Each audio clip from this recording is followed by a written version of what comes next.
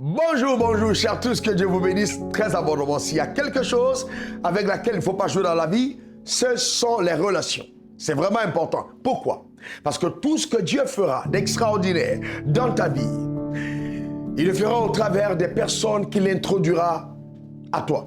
Et c'est pourquoi le discernement est vraiment vital. Parce que Satan, lui aussi, connaissant ce principe, va l'utiliser contre toi cette fois-ci. Il fera entrer dans ta vie des personnes qui auront l'apparence des brebis, alors qu'à l'intérieur, ce seront des loups ravisseurs. Il ne faut pas confondre un destructeur, un tueur de destinée, à une aide de destinée. Il y a une totale différence.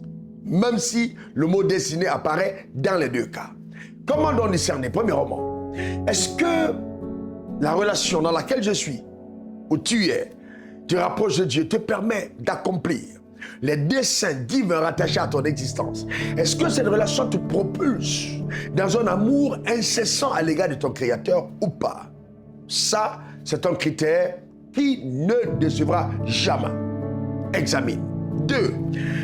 Est-ce que la loi de la mesure s'applique dans votre relation? C'est-à-dire, est-ce que ton investissement est l'équivalent que tu as en face, ou du moins un peu similaire? Ou alors tu as juste affaire à quelqu'un ou quelqu'une qui ne veut que recevoir de toi, qui ne veut que prendre de toi. Eh bien là, fais très attention. Tu peux avoir affaire à un hypocrite ou une hypocrite qui entre dans ta vie simplement pour profiter de toi. Et cette personne peut tirer ta vie vraiment en arrière et être un agent de destruction par rapport au dessein de Dieu rattaché à ton existence. Ne permets pas à de telles relations de perdurer.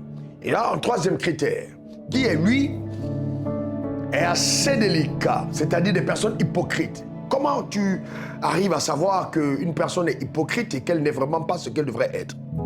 En privé, cette personne te valorise, te considère, te fait des éloges, mais publiquement, dès qu'il y a des personnes, tu as comme l'impression que cette personne s'esquive. Cette personne ne veut plus donner la considération qu'elle t'accorde ou qu'elle t'accordait en secret. En public, ça change. Vous vous rendez compte même que dans le visage, la personne semble être embarrassée de vous donner les mêmes adjectifs qu'elle donnait avant. Là, il y a un problème. Il y a un sérieux problème. Et je vais vous dire, l'hypocrisie, on ne le retrouve même parmi les hommes de Dieu. Hélas, eh bien, mais à bas les hypocrites, parce que l'hypocrisie, ce n'est pas de Dieu. Il faut valoriser les relations vraies des personnes qui, justement, entrant dans ta vie, sont vraies. Dans ta présence comme dans ton absence. Parce que là, c'est ce qui prouve qu'il y a véritablement une alliance.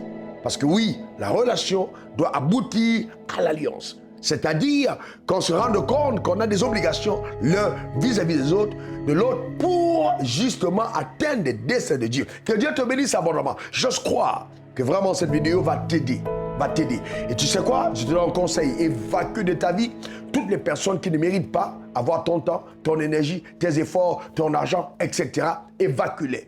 Tu n'as besoin que de Dieu pour réussir. Et Dieu saura t'introduire les personnes avec son cœur, qui vont dégager le parfum, justement, de sa gloire à tes côtés.